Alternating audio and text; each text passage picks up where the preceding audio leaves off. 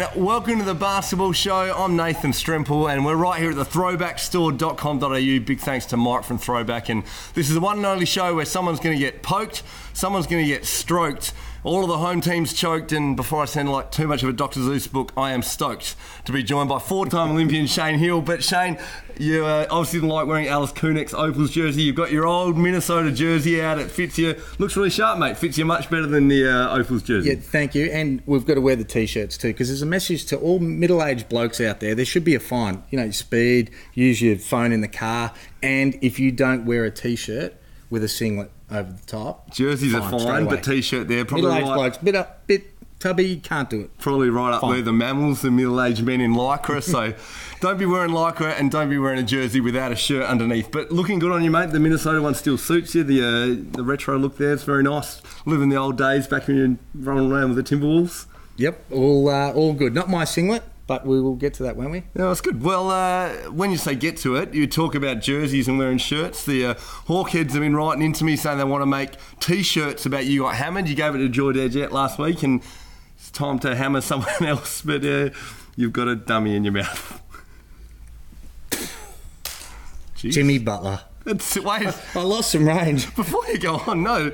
Let's look at that again. Was good range. I want to look at that in slow-mo. That's bringing back memories of Adelaide. You're pulling the double bird, walking out. You've done some good dummy spits in your time. I have spat the dummy, but I'm going straight under the hammer for our man Jimmy Butler. I'm not happy, mate. Like, are you kidding? He asked to be traded.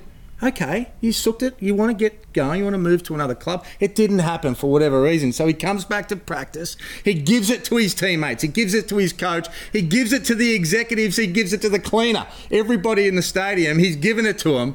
And he says because he wants to know the truth. He wants to give more of the truth to his teammates. I've got some truth for him. It's just all about the money. Well, don't leave out the fact while he's giving it to them, takes the third team to victory and says, you can't win without me. Can they win with him is the question. Don't worry about that. The only thing you need to worry about, this is all just about his extension.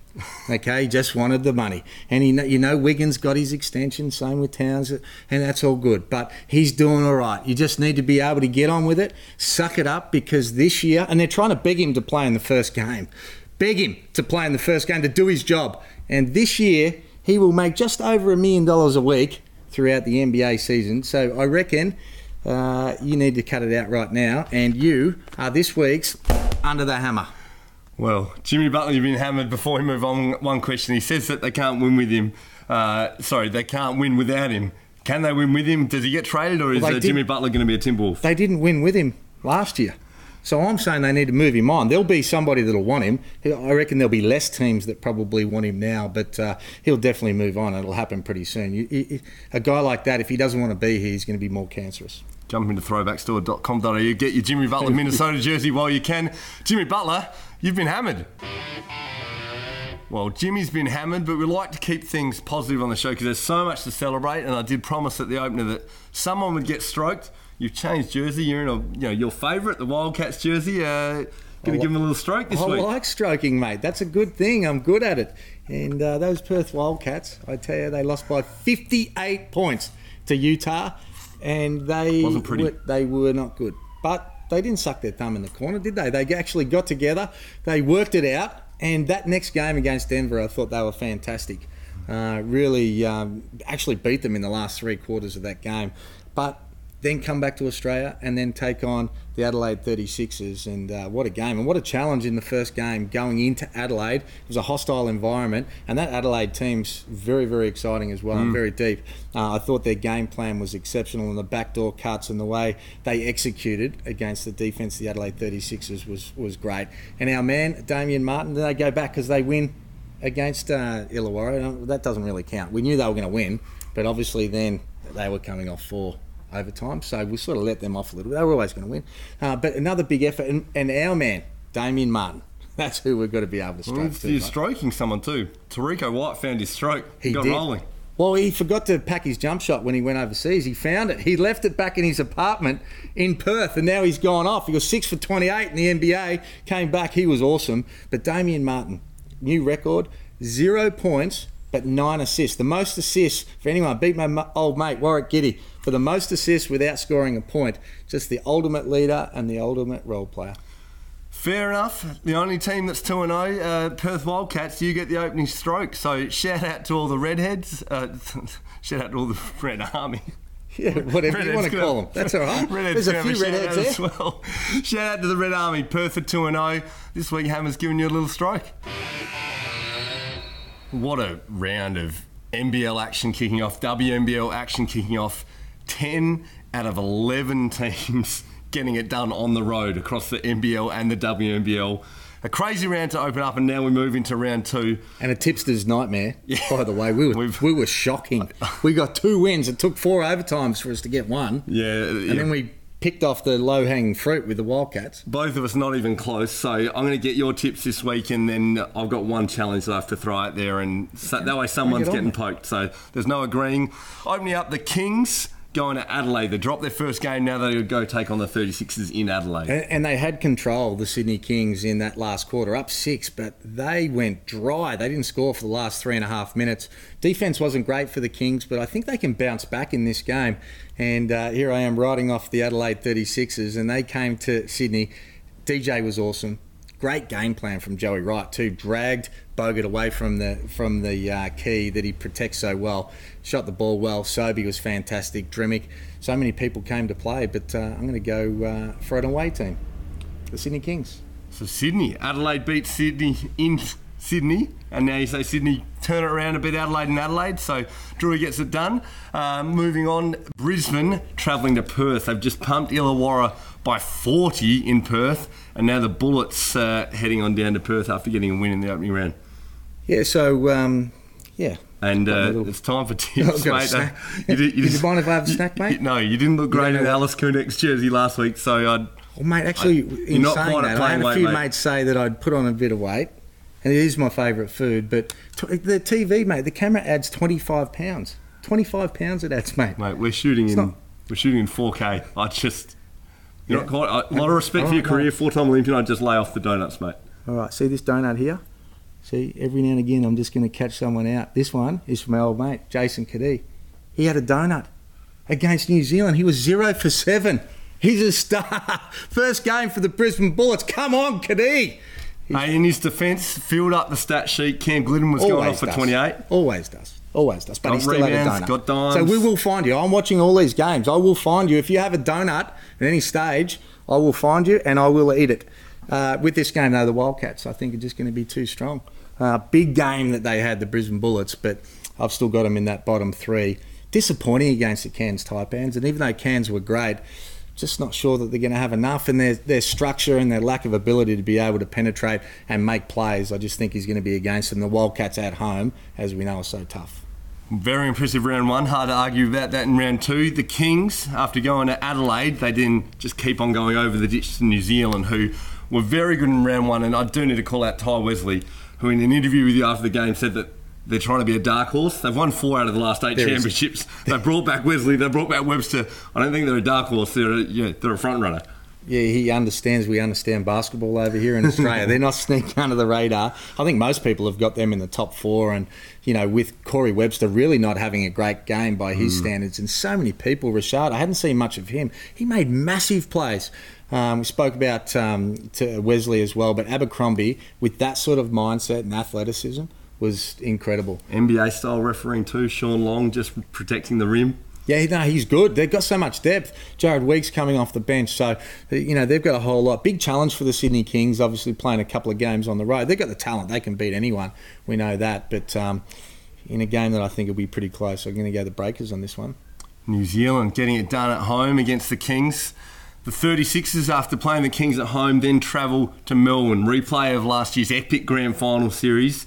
36ers in Melbourne. After Melbourne dropped their first home game, they need to protect the home floor at Melbourne Arena. Yeah, you would expect DJ Kennedy to be back after missing that game on Saturday. He said he was 80% with that ankle last week, so another week you'd hope so. You'd think he'd be right, and they're a good team, Melbourne United. They hung in there considering the circumstances of playing 4 overtimes, but on the back of also only being back for a couple of days from America as well. So I think that Melbourne will bounce back, And here I am, I'm against Adelaide here. I'm going to cop it from the South Australians. Just Adelaide 0-2 for the round after winning the Blitz. They're going to lose to Sydney and lose to Adelaide, according to my friend Shane. That's the call that's out there. And then final NBL game for the round, the Hawks travelling to Cairns after Cairns got it done round 1 under Mike Kelly. A lot of good showings from their import trio, and now they get their first home game. How good was he? 33 points. Mellow Trimble. Trimble was amazing. So, big effort and great for Mike Kelly to be able to get that first win. I like what they've done. We spoke about that last week. The Hawks have actually got a good matchup for Mello, though. I think Jordan Jett is the top 5 defenders in the competition for guards. So they've got the perfect matchup. Can they get it done? More travel again for them. Hopefully they get a couple of exit rows, and they might be some sort of chance to keep it close, but I'm going to go for Cairns. I like calling Jordan Jett, just thick and strong, a great guard defender. Nice I think AJ Ogilvy's ankle is important. How bad that ankle against Perth was, they need him to surely go against worse. July. It was worse because it was in Perth, was it? You reckon? I reckon he'll be all right in Cairns. I reckon he'll recover for that. I reckon it'll be a great matchup to see him going at Nate Jawai. So you've called Cairns there. But I think it'll be close. I think it'll be a good game. That's the end of the NBL rounds. The WNBL game for the second round, WNBL TV game after all 4 away teams beat, and big upsets too. Dandenong go up and beat the champs in Townsville. You're the expert, mate. You know the WNBL. You were way off with the links. Hey? Well, it doesn't help when another of their point guards goes down before the game. They're a bit thin in the guard stocks, but I'm happy to admit I was way off with all those away teams winning. It's hard to predict. But we're going to round 2, and the TV game is the Melbourne Boomers in Sydney. Well, and the Boomers, what a shock loss for 4 opals that they've got. They are stacked. They've got a fantastic team. You would expect that they will bounce back and bounce back hard on the road against Sydney.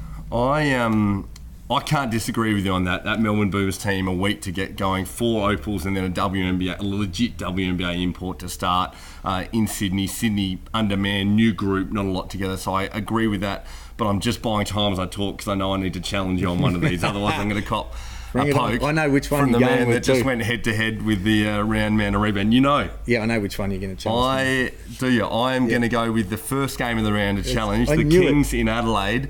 The Adelaide 36ers, I was there, took my daughter to her first NBL game on the weekend. I was there in the crowd, and all love and respect to the Kings, but that Adelaide group, when Wiley came back from foul trouble at the end, the mobility of Wiley and Johnson, and I say this is hard. I say it because I have a mega amount of respect for the Kings, but I have to pick one.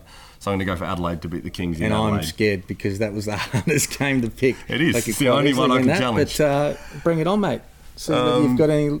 lead in that. Someone's getting poked next week, so stay with us. Follow us on Facebook, Twitter, Instagram, or YouTube. The Basketball Show. You can come find us. Make sure you stay with us today, but also next week because someone is getting poked. But in the meantime, this week you caught up with someone else. Steve Carfino, Mr. Magic, was great last week, and you're a hot minute of questions. Who did you have this week? Well, I had to go for the great man, Homicide, Corey Homicide Williams, and as usual, he was a lot of fun. Well, here we go, another episode. We had Steve Carfino, the legend. Well, who are you going to back it up with? The man himself, Corey Homicide Williams. You ready? You finished your beard thing going? Got that look? You look good, you feel good, you perform better. Okay. I'm ready for you. Okay, that's good. You got 1 minute. Carfino got 13 questions, all right? Let the clock start now. Fold or scrunch? Scrunch. Who would you rather wrestle, Kim Kardashian or Serena Williams? Serena Williams. Who do you like best, Larry Kesselman or Jeremy Laliga? Larry. Who's better looking, you or Leonard Copeland? Me. One-on-one, Steph or Kyrie? Kyrie. Simmons or Durant? Durant. Ware or Sobey? Ware. Who would you start an NBL team with, Mitch Creek or Ryan Brockhoff? I don't know who Brockhoff is, but I'm going with Mitch Creek. What? Better three-point shooter, really, or Chris Golding? Really. Sexier, Beyonce or Rihanna? Rihanna. Barbecue or tomato sauce? Tomato sauce. Favourite part of your partner's body? Ass. AFL or League? League. Best city, Melbourne or New York? New York. Mate, you got it. I'm out of questions. You got it. I do this. Listen to me. This is what I do. Talk. And you know, you're also predictable.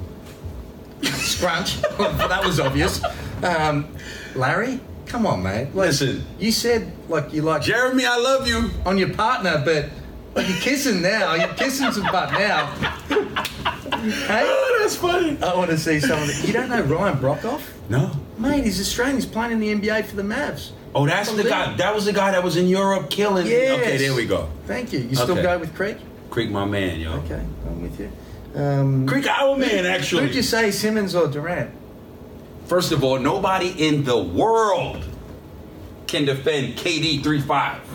Okay. I'm talking about, okay, let's go here real quick. We got time. If all else, first of all, no team could beat Golden State 4 times out of 7. Okay? So teams get lucky. Okay? Houston did it 3 times. We can argue all day, which is a great argument. CP3 don't get hurt. It's Houston to the finals. However, give the ball to KD 35. There's nobody on this earth that can defend that man in 4 games and stop him completely. Okay. I don't believe that. I like it. But I think the biggest argument's going to come from Leonard Copeland. Nah, listen, that's my OG, but he's gonna get the last say. So you have won. So far, you are number 1. There we go. Thanks for joining us, man. Man, listen, it was a pleasure. I was ready for this. You were. I was ready. You nailed it. Well, we're into crunch time, and it's been taken to scrunch time from Corey Homicide Williams. What did Steve Carfino say last week about any human being that scrunches? Yeah, I think it was what civilised human being actually scrunches, and I guess now we know. Thanks, Homicide. Let's move on. All love and respect to Corey Homicide Williams. Moving on, and how exciting. NBL, WNBL underway. We're about to jump into an NBA season that just continues to escalate. And starting off, the Golden State Warriors got it done in the last couple of years, and now they've added Boogie Cousins to the lineup. Can anyone beat the Golden State Warriors? I was so disappointed when he signed there. I thought he was going to go to the Lakers, which would have made it a little bit more interesting, I think, in the West had he done that. You know, apart from injury, you'd have to say that it's going to be pretty difficult for anybody to be able to beat Golden State. But if there's one team, I would be saying it's Boston. You know, with the way Boston played last year, they're going to be way different. Just because they're so long and athletic. Obviously Hayward didn't play a game last year, and then with Kyrie Irving back, and they were so good without those 2 guys, their depth and the experience of those other guys that had to carry that team all the way through last season, I think he's going to be great for them come the playoffs. Yeah, they can get through the East, a little bit of an easier run in the East, and just what Boogie is, he's not in straight away, coming off Achilles. It's a tough injury for a big guy to come back from, but I think we're crystal balling because it's tough to see someone beating the Warriors, but I like the idea of the Celtics. Moving on to another team that big things are predicted. I don't know when it's going to come though. LBJ, one of the 2 greatest players of all time, goes to the Lakers. What are they going to be? Are they in with a shot this year? Or is it planning for the future? I think that's the thing, isn't it? No one really knows, but they've got a lot of misfits there. So I think it'll be pretty entertaining along the way. But any team LeBron's on is going to win a certain amount of games. He's going to make all of those guys better. It'll be a lot of fun watching. They've got guys that will be up and down, no doubt about that. But if anyone's going to be able to lead a bunch of misfits and for everybody to be able to look up to, you know it's going to be him. So I think they're obviously, you know, planning on some big things for next year and being able to have a bit of cap space to be able to recruit pretty heavily. So there's no doubt they're on the right track. Yeah, a lot of 1-year contracts, some young guys, just another year along, and then some big talk. I think some exciting things to follow in the year. And finally, what we love to touch base on, and it just by the week it seems it increases the number of Aussies in the NBA. Isaac Humphries now signed at Atlanta and goes in the G League, so we just see guys continuing to make their mark in the NBA, but right at the top echelon there is Aussies getting things done at that elite level in the NBA. Well, and you have to start with Ben Simmons, and I guess the exciting thing will be is how good he was last year, and then what next steps is he going to take into, you know, he was a star last year, and he's going to become, you know, a mega superstar and the very elite of the NBA. So that's going to be exciting to see how far he can take that team. And then what he's actually worked on in the off-season as well. We know how great he was at his passing and his rebounding and scoring in the paint. Will he start to extend his range a little bit? At the moment, he hasn't really had to, but we'll see whether he's been able to get that done too. Yeah, talk is he's working on it, and I just love off the court as well. We see this guy on the cover of the Aussie, version of NBA 2K. We see it here in throwbackstore.com.au. You see his jerseys right up there at the top jersey sales. This is a guy that is the face of Australian basketball and doing amazing things. But right up there with him, and we're filming here on a Monday. Today, Bleacher Report released their top three men in the NBA, and Joe Ingles comes in at number 8. So essentially, they're rating him as the 8th small forward in the world. LeBron James number 1, Kevin Durant number 2. Your man Jimmy Butler comes in at number 4, but Joe Ingles started with you in the Dragons, right in there at number 8. Yeah, and rightly so. I mean, the season he had last year was incredible, and the ability that he's got from the three-point line, and the numbers that he continues to put up is amazing. And he has got so much respect over there, more than what he's probably got here, I would think, and as an appreciation for his role. And you'd have to think that he's going to go rolling on again this year. Yeah, and if you haven't seen that article, you check it out, and they go through it, and they talk about his elite level as a wing defender and the work he did on Paul George in the playoffs. But so that package of being a stopper, top 10 in the league in assists for guys 6'8" and above, but then his shooting numbers from the three-point line are comparable only to names like Curry, Klay Thompson, Kyle Korver, Peja Stojakovic. Like, this is a guy that's an elite perimeter shooter, so that combination puts him in an upper echelon. And embracing the role. So, he's not a guy that's going out there to get 30 every game. It's just not in his DNA, but he wants to get people into the game. He takes that challenge at the defensive end, and the angles that he's got with the length that he's got to be able to make passes with that left hand is incredible. So I'm excited to be able to see him. Mate, we're short on time. We can't talk about everyone, but other Aussies in the NBA that are standing out to you more than others at the moment? Well, Dante Exum's going to be exciting this year. We touch wood that he doesn't have any injuries. Hopefully healthy. Yeah, obviously he's had a few setbacks in his career, but he's still so young. And just with that athleticism and the length that he's got, you would think that he's going to have a fantastic year. Aaron Baines as well. We talk about Boston. How good was Aaron Baines last year in the playoffs? Stepping out, shooting threes from the baseline, just adding a new dimension. How good was Aaron Baines at the Boston Celtics season launch when they announced him as Aaron Baines from New Zealand? And Big Baines, he runs out and he goes, "I'm Australian." If you haven't seen the clip, look it up online. But great to see Baines just representing. Yeah, just letting everyone know where it's at. Well, I think he was born in New Zealand. Born in Gisborne, New Zealand, but moved to Australia very young, and he made it very clear as he walks out there. He actually had the choice. I was with the Australian team when he had the choice of playing for either country for the first time, and he was very adamant in choosing Australian, rightly so. Yeah, even though we love our Kiwis over there. Look at the 2019 and 2020 World Cup team coming up, and I think he made the right choice. A really exciting group, but that's nothing against the Tall Blacks, and their breakers, I think, are looking very sharp, as I alluded to before. No doubt. And Ryan Broekhoff, the last one, obviously he's come in late.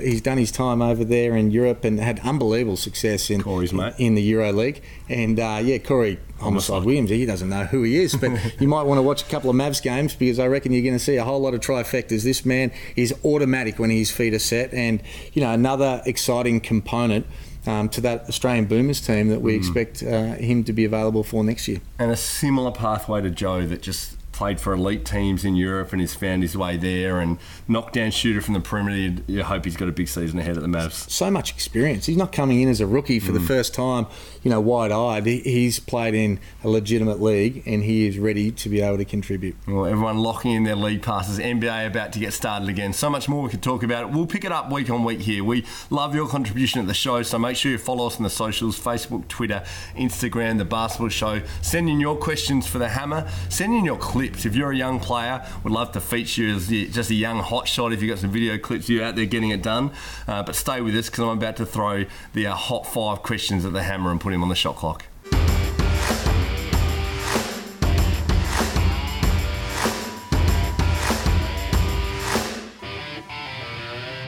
As we're coming towards a finish for episode 2, a lot of people talking about the show. The first episode last week, Hammer, lots of basketball people talking. Thank you for joining us and being a part of the action. Thank you for your questions that you send in via social media, and also just face-to-face talk to us. Each week I'm going to pick the starting 5, the best 5 questions that are going to come in, and I'm going to give you 24 seconds. I'm going to give you the shot clock to answer each one. Are you ready to go with this week's starting 5? Let's go. Okay, first of all, which game was better?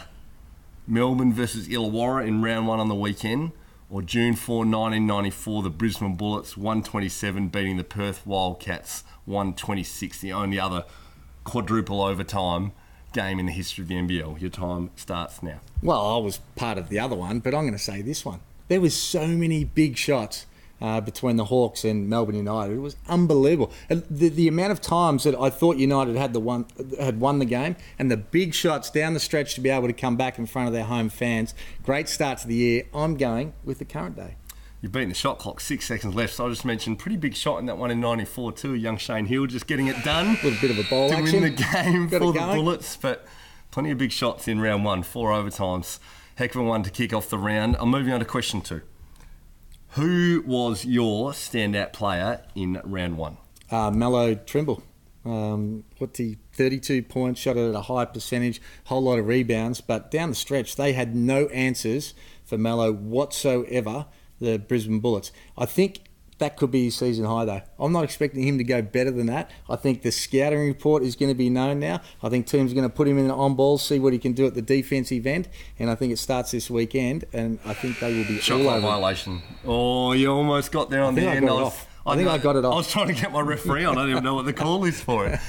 Very good. You did get it off. Great career at Maryland. Mello Trimble beat out some guys that had heck of a start to the season. So big call, Mello. Watched him in Cairns this weekend. Moving on to question 3. I'm just resetting my shot clock here. Question 3. What do you make of friend of the show and just absolute legend of basketball, the highs and the lows of the body language of Sydney Kings coach Andrew Gaze? Well, I think that's who he is. He wears his heart in his sleeve. He did an unbelievable interview before the game, was so relaxed. He lets us into what he's doing. Complete opposite to his dad. I'm sure he will be disappointed that he was captured with that sort of photo and that sort of body language, and I'm sure he's working on it. But I think that's just who he is. I don't think we're going to see anything different. So get used to it and love it. I like that you referred to it as an interview before the game. You only had to ask one question, mate. It was. Yeah, it was an easy job. It was an easy sit back and watch the Drewy show. He's a great man, and watch for the Kings to bounce back this week. Question 4. Is there such a thing as an honourable loss? Your time starts now. Well, I think in AJ Ogilvy's mind, there was an honourable loss after they lost in 4 overtimes.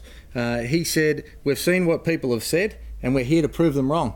Well, AJ, you don't say that after a loss and then 2 days later go lose by 40. That's not how it works. You save that for when you're winning, and then you tell people. That's what I would do. I'd be insulted too if they were all over me, but you wait for a win, mate. No honourable loss here.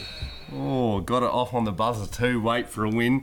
I just want to give a little shout out to the Hawkheads and the Hawks, and I love the way they're fighting, what they're putting together. I feel like we've come at the Hawks pretty hard the first couple of weeks. I just want to give some love to the Hawks. I'm going to be down calling some games in Illawarra during the round. Respect to the Hawkheads. They've got and I look forward to seeing the You've Been Hammered shirts. They've still got a donut. Agreed. The results on the board. Okay. I just want to say there's so much to celebrate in the game. I just want to make sure that it's just not all hammers. There's a little bit of cuddles. Mate, I've just given advice. Friendly advice, mate. Just wait for a win. It's all good. I would have felt the same as AJ for teams thinking that you're going to finish in the bottom 3. I take it personally too. I just wait for a win. What's worth? Thank you, Melbourne United and Illawarra. I love getting an hour of extra basketball too. Watching that game, that was a heck of a battle, and seeing Blanchfield and Golding come up big, and Jordan Jed and Casper with it. Casper's play. Sorry, I've got one more question. But Casper played 10 minutes more than anyone else on the court, yet had the smarts to make the step quick enough to not foul Kevin White and get up for a two-handed challenge there. Like, I just don't feel like enough was made of that defensive play to win the game. Play. Anyway, moving on. You're the one calling the game, not me. One last question.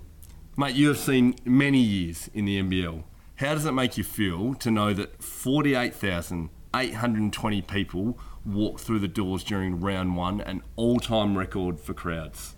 The time starts now. Well, I'd love to say that I'm shocked, but I'm not. I feel like this is the start of it, and we felt it over the last couple of years that people are excited and have a genuine interest and excitement about where the league's going, the talent that's there, and they showed out in numbers, and so they should. Plus, wait for the numbers that come out for people that are watching it on TV.